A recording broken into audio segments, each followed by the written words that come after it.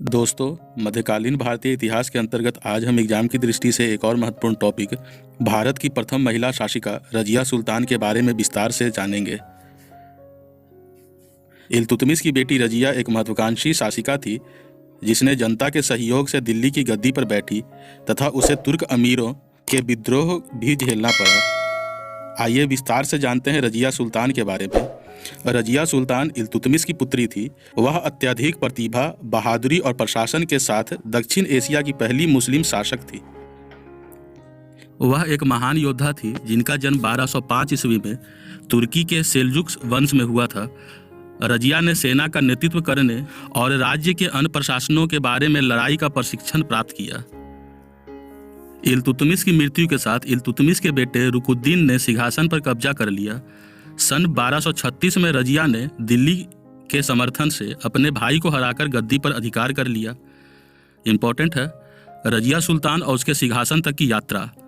10 नवंबर को रजिया सुल्तान ने अपने भाई रुकुद्दीन से गद्दी संभाली, जिसने 7 साल तक साम्राज्य पर शासन किया। उसे आधिकारिक तौर पर जलालुद्दीन रजिया नाम दिया गया था।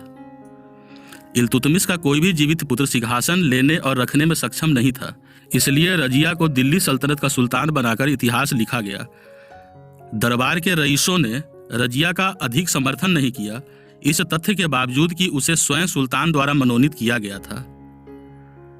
उसने अर्थात रजिया ने मुस्लिम महिलाओं की पारंपरिक पोशाक, जिसमें पर्दा भी शामिल है, को छोड़कर एक लिंग तटस्थ अर्थात पुरुषों जैसे पोशाक को अपनाया।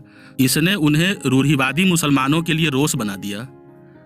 मुस्लिम संस्कृति के अनुसार रजिया को रजिया सुल्ताना कहा जाना चाहिए, लेकिन रजिया ने सुल्ताना कहलाने से इनकार कर दिया। मुस्लिम संस्कृति में सुल्ताना एक सुल्तान शासक की पत्नी या रखैल को संदर्भित करता है।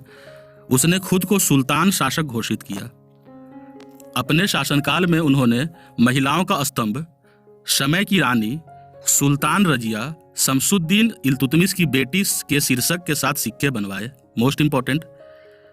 आगे देख लेते हैं रजिया सुल्तान के बारे में, उनकी जीवनी।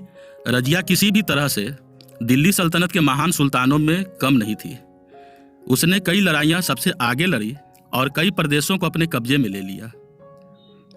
वह विभिन्न स्कूलों, अकादमियों, अनुसंधान केंद्रों और पुस्तकालयों की स्थापना का नेतृत्व करती थी। स्कूल में कुरान और विज्ञान, दर्शन शास्त्र, खगोल विज्ञान और साहित्य में लोगों के कामों का प्रचार किया। रजिया का सिंहासन बहुत अच्छा नहीं था। तुर्की के रईस इस तथ्य की सराहना नहीं करते थे कि एक महिला सिंहासन के साथ है। वो इससे आशंकित और ईर्ष्यालु थे, इसलिए रजिया के खिलाफ विद्रोह करने की योजना बनाई। निष्कर्ष देख लेते हैं। तुर्की वंश के एक मुस्लिम वंशज ने 11वीं शताब्दी में रजिया की मृत्यु को देखते हुए भारत पर आक्रमण किया। 1240 ईस्वी में रजिया की मृत्यु हो गई। डेट इंपॉर्टेंट है। रजिया का शासन लगभग 3.5 वर्ष तक चला। उसने शिक्षा प्रणाली और प्रशासन में कई बड़े सुधार किए, लेकिन दुर्भाग्य से मुस्लिम अमीरों के सामने वह अकेली नहीं खड़ी हो सकी। महिलाओं का शासन पुरुष शक्तियों के ईर्ष्या और असंतोष का शिकार हो गया। फिर भी रजिया शक्ति और वीरता का प्रदर्शन बन गई। उसने घूंघट को हटाकर मुस्लिम परंपरा की अवहेलना की और युद्ध के मैदान में कदम रखा। अपने छोटे से काल में उसे न्यायप्रिय और उदार शासक होने का श्रेय अवश्य ही प्राप्त है।